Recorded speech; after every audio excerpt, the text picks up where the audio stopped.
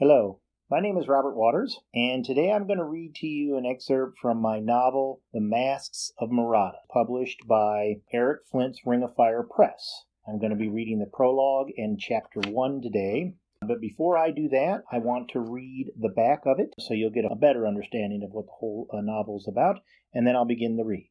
Sonata Diamante is a thief and swordsmaster. She serves her nefarious wizard uncle, Borshen Galo, doing his dirty work in the shadows of Cragsport. But when she stumbles upon a strange silver mask, her world shatters. Now she's on the run. With the aid of her bullmastiff companion, Fellfang, Sonata must discover the truth behind the mask's origin. Her journey south into the enemy province of Pontaboro will test her mettle, physically, spiritually, and mentally. Sonata must confront not only the evils wrought by the mask, but must face the truth of her own origin. Who is Sonata Diamante? And could she be even deadlier than the Masks of Mirada? Only the gods know. Prologue and Chapter 1 of The Masks of Mirada. In the shadow of the dragon tooth, the painted man whispered, "Are you certain that this mask is the one I seek?" Nathan Sombrio nodded, though no one could see the gesture in the darkness. "It is, and pure silver, too. A petty little wizard named Rolo Marco acquired it above the Sorrow Sea. It must be taken from him before he discovers its value. You're certain that he does not already know? Wizards, even petty ones, are clever." Sombrio nodded. "I'm certain of it. He has just returned from his travels, and there have been no overtures from him indicating otherwise. He's ignorant of its power. He assumes it's nothing more than an actor's prop, but he may, in time, try to sell it for its metal, assuming that it can be smelted. So you must act now, before another day passes." It was dangerous to give imperatives to a painted assassin from the Estrella Verde, but Nathan Sombrio would take his chances. Despite the ample gold that this creature had placed into his hands, allowing this killer free rein in the city of the dragon's mouth was far greater risk. One mention of such access to the Duke, and it would be Sombrio's head on the very dragon tooth that they stood below. "And there are no more threats that I should be aware of?" the assassin asked. "None. The city is yours." The assassin huffed. "It has been my long experience that nothing goes as planned. If things were to fall apart, my client would be You have my word.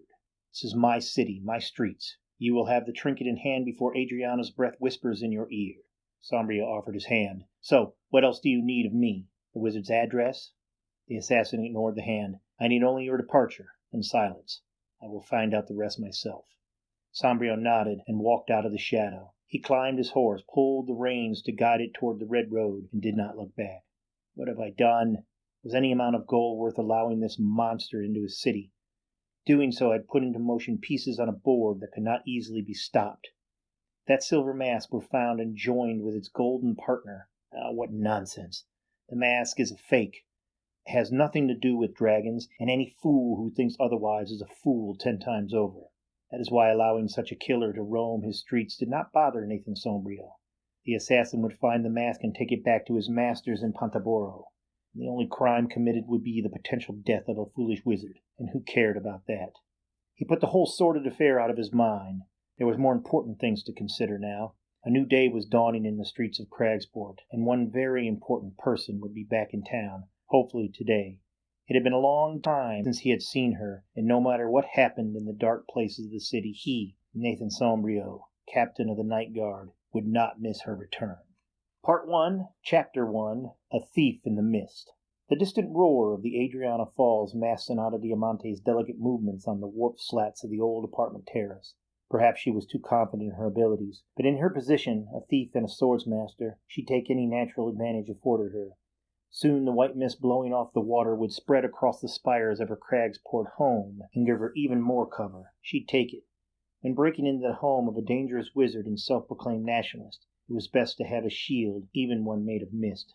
She watched the man wander back and forth across the room from the rickety workbench to a line of tiny fires boiling potions along the far wall. The old codger was so focused on his task that he scarcely recognized her shadow against the long glass door. Sonata couldn't help but smile.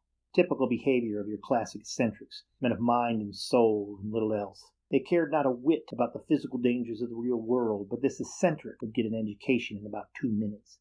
Sonata waited until the man left the room. She knelt down until her face was level with a small lock on the glass door. She rubbed her tongue across the roof of her mouth and popped a small bone pick free.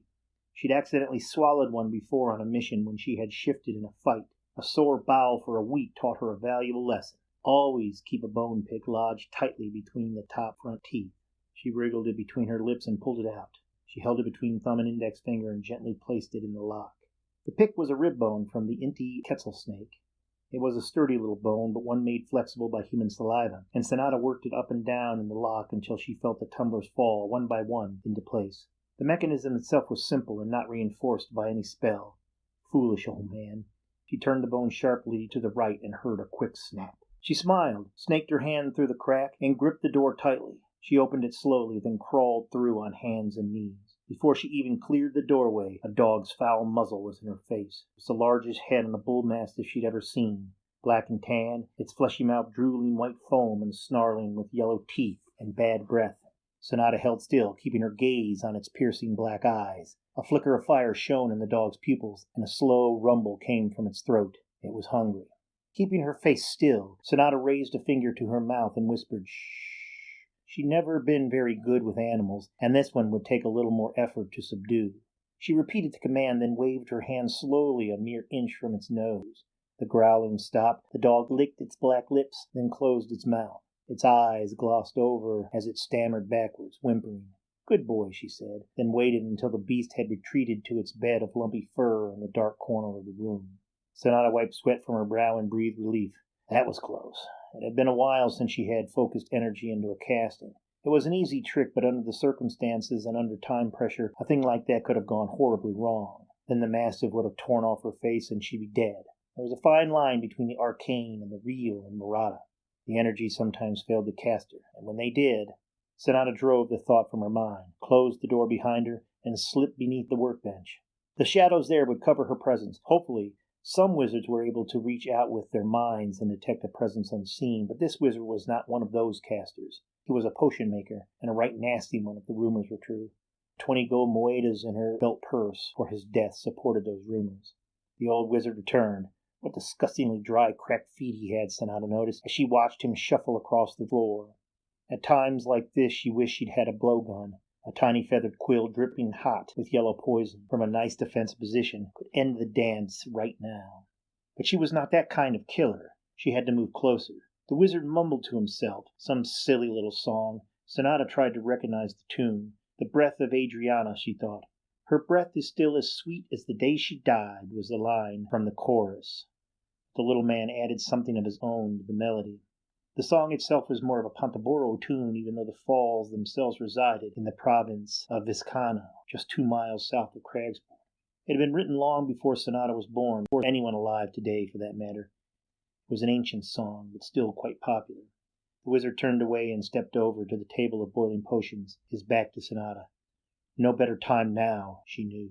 She crawled slowly out from beneath the workbench. The knife that had been in her sheath was now in her hand, its black blade sharp and waiting.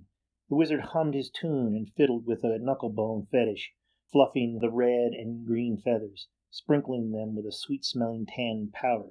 Sonata stood and crept up behind him. Before he could move, she thrust the blade against his throat. The song caught on his tongue. He stood as still as stone. Sonata's words were warm against the wizard's ear. "Move and die." Sonata held the blade steady. She pressed it closer into the wizard's skin, not enough to cut, but enough to feel his pulse. He was scared. Good, she thought. Serves the old coot right. She tucked the blade away, put her arms around the wizard's shoulder, squeezed tightly, and gave him a big wet kiss on the right cheek. "Good morning, Uncle." Borshen Galo released his breath and fell into her embrace. "Damn you, Sonata. Do that again, and I'll order Fellfang to rip you to shreds. My heart is too old for these silly games." Sonata laughed, stole another kiss, and then released him. "I'm happy to see you, too." Borshen turned to her, his lips curled in a dangerous frown. He raised a finger as if he were about to cast a spell, his gray hair standing upright and rigid with static energy. He gritted his teeth and perhaps thought better of it, as Sonata took a chair and propped up her feet, sending a few coiled scrolls tumbling to the floor. "What's for breakfast?" Uncle Galo was old, but not past it. He spotted the falling scrolls and stuck out his hand, fingers splayed. The scrolls halted inches from the floor. The wizard lifted his hand and guided the old rolled papers back onto the table. He shook his head. "No breakfast for a bad girl like you." He took the stool next to her, grunted as he sat down, old knees cracking. "You've been gone for a month. 2 months, Sonata corrected. Uncle Gallo shook his head, his eyes fixed angrily on her face. And you didn't think it courteous to send word? Sonata bit a hangnail from her left hand and spit it onto the floor. Delicate work. No time to chat. Besides, the channels are lousy with spies and busybodies. It would not do to send word and let the wrong people know of our relationship and of my mission. Where did you go? Sonata pointed through the wall to her right. North country. Agadano, to be exact. She sat up and fished around in her belt purse. She grabbed a handful of gold moedas and dropped them onto the table. Your death goes for a high price these days. Uncle Gallo worked a long, thin finger through the money. He counted quietly. Sonata stared at him as he counted. Was that a smile she saw on her uncle's face? It disappeared quickly. You took money to kill me? He asked. Are you joking? Sonata shrugged. Mention your name in the right ear and the coins just fall from the sky. I had to refuse a couple offers. Borshen leaned close, his expression now deadly serious. You weren't really going to kill me, were you? There was that smile again. Sonata smiled back. Despite his rough exterior, his uncle was a gentle man, at least now in his old age. How could I even consider harming a hair on your cute little head? Uncle Gallo huffed and stood quickly. He rubbed his chin vigorously as if he were shaving. So, did you learn what I asked you to learn? Borshen said, or did you just discuss my death with fools? Sonata chuckled. Oh, I like that one. You've been practicing your drama. She smiled, but Uncle Gallo did not return her mirth. She nodded instead. It's true, if we're to believe the words of silly barmaids and kitchen waifs. The truth being, Agadano was seeking an alliance with Pontaboro, if not militarily, then at least economically, which is just as dangerous. Sonata nodded. There's mumblings of a meeting to take place soon, high officials and other dignitaries of some weight. Who and when? Sonata shook her head. Nothing on that. That's pretty slim evidence, Sonata. When I send you into the world, I expect a better return on my investment. She could see that her uncle was agitated by the news. Well, would you have preferred that I had slept with a duke or a king to get more? They stared at each other. Sonata was not about to back down on this. She'd done enough, and she'd return as promised with valuable information. What else could he want? Uncle Gallo blinked first. He leaned over and took his niece in his long arms. Sonata hugged him back cautiously. It's good to see you again, girl. He tickled her back. You're all bones. You've lost weight. Pickings are slim in the north. Hard meat and stale bread mostly. They save the finest food for the nobility. Uncle Gallo nodded. A weakness of the breed. I trust you covered your tracks well. It wasn't a king or a duke that ordered my death, I pray? Sonata shook her head, lying. No. She said, just some sniveling little caster you crossed in your youth.